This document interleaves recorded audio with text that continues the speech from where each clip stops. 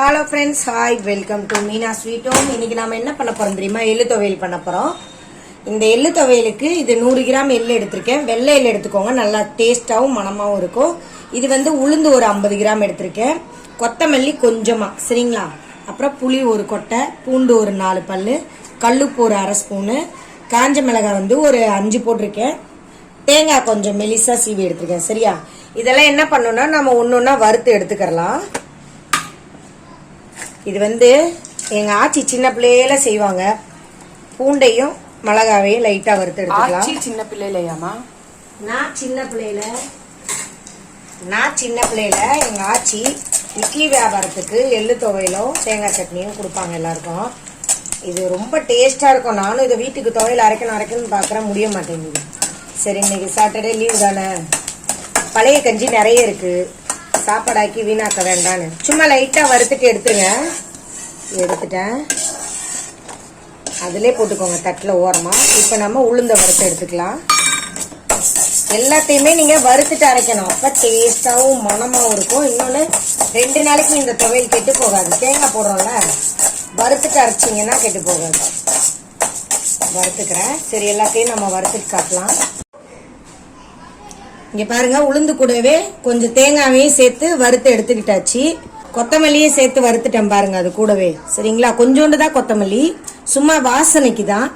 எல்லையும் நல்லா பொரிய வறுத்து எடுத்தாச்சு அதே கடாயில. சரிங்களா? இது கொஞ்சம் ஆறட்டும், சூடா இருக்கு. இப்போ வந்து உளுந்து இதெல்லாம் நம்ம மொத்தமா அரைச்சிடலாம். லாஸ்டா எள்ளை போட்டு அரைக்கணும். சரிங்களா?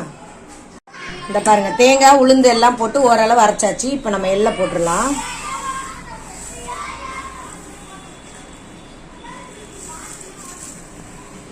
எல்லாத்தையுமே போட்டுருங்க. இப்போ நீங்கள் அரைக்கும் போதே ஒரு அடி அடிச்சுட்டு உப்பு பார்த்துக்கோங்க. பார்த்துட்டு பத்தலைன்னா துவையல் அப்படியே சேர்த்துக்கலாம். சரிங்களா? அவ்வளோதான், கொட்டியாச்சு. இப்போ நம்ம இதை போட்டு ஒரு அடி அடிச்சிருவோம். ஃபஸ்ட்டு கொஞ்சமாக தண்ணி ஊற்றிட்டு ஒரு 1/4 ஸ்பூனுக்கு ஊற்றிட்டு அரைச்சிக்கலாம்.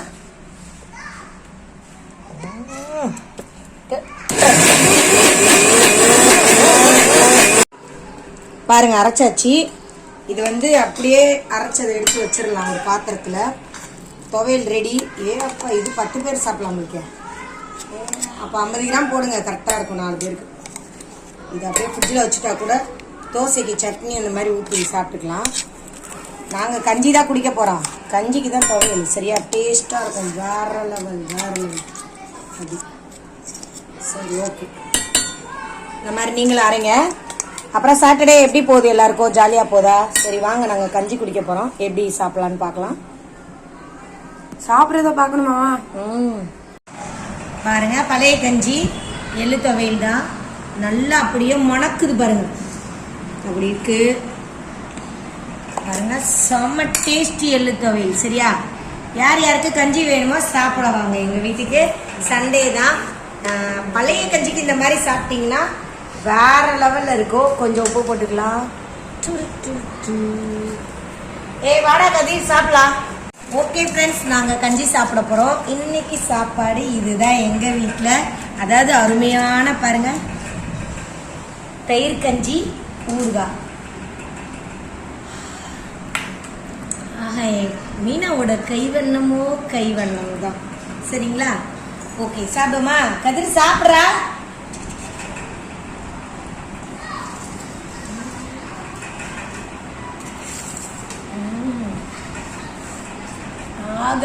ஓகே ஃப்ரெண்ட்ஸ், அடுத்த வீடியோவில் பார்க்கலாம். பாய்.